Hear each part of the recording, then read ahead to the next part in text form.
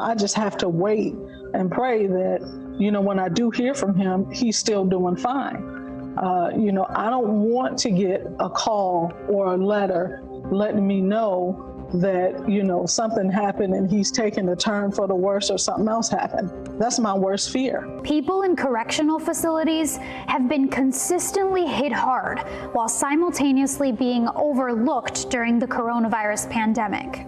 According to the Marshall Project, over 197,000 positive COVID-19 tests have been reported nationwide, and more than 1,400 deaths. In fact, some states that are seeing massive increases in cases now, like Ohio and Michigan, had COVID surges in their prison populations back in the spring, but they weren't able to translate the experience into prevention for the broader population.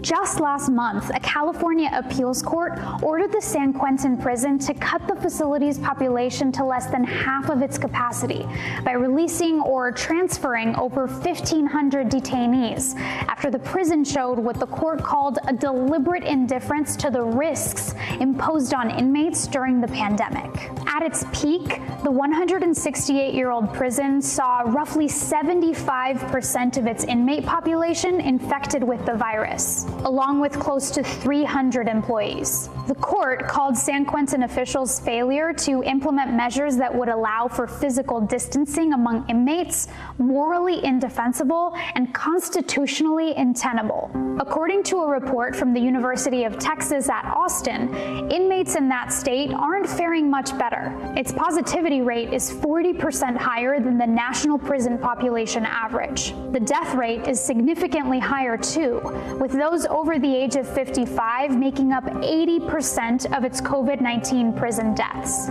There's no way to escape COVID-19 or the coronavirus in prison. Absolutely no way. If you look at the architectural designs of prisons, first of all, prisons are built with the architect of punishment in mind. So you have the smallest spaces packed with as many bodies as possible. I lived in a building in San Quentin with about 800 people. 800 people shared 12 phones. So is there a solution? Many places are releasing people early. In April, Metropolitan Detroit County jails released over 500 inmates, many of whom were approaching the end of their sentences. Jails in Arizona, Oregon, Pennsylvania, Minnesota, and dozens of other states are doing the same, reducing the jail population by as much as 44% in some areas. This country is the world's largest jailer. We've got 5% of the world's population, 25% of the people behind bars.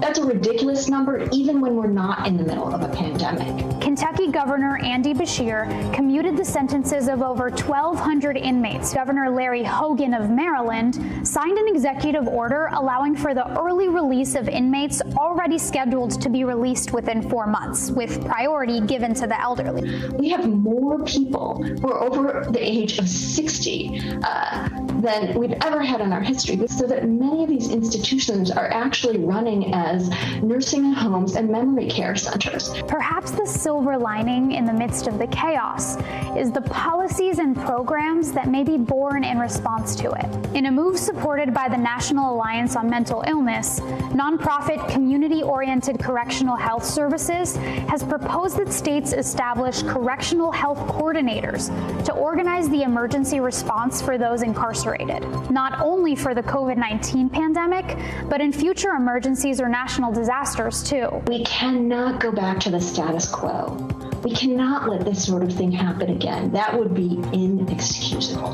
But in the meantime, what, if anything, can be done to ensure the safety of the thousands still sitting behind bars? We need to ensure that the people who remain in prisons and jails, the people who are working in prisons and jails, have the protective gear that they need.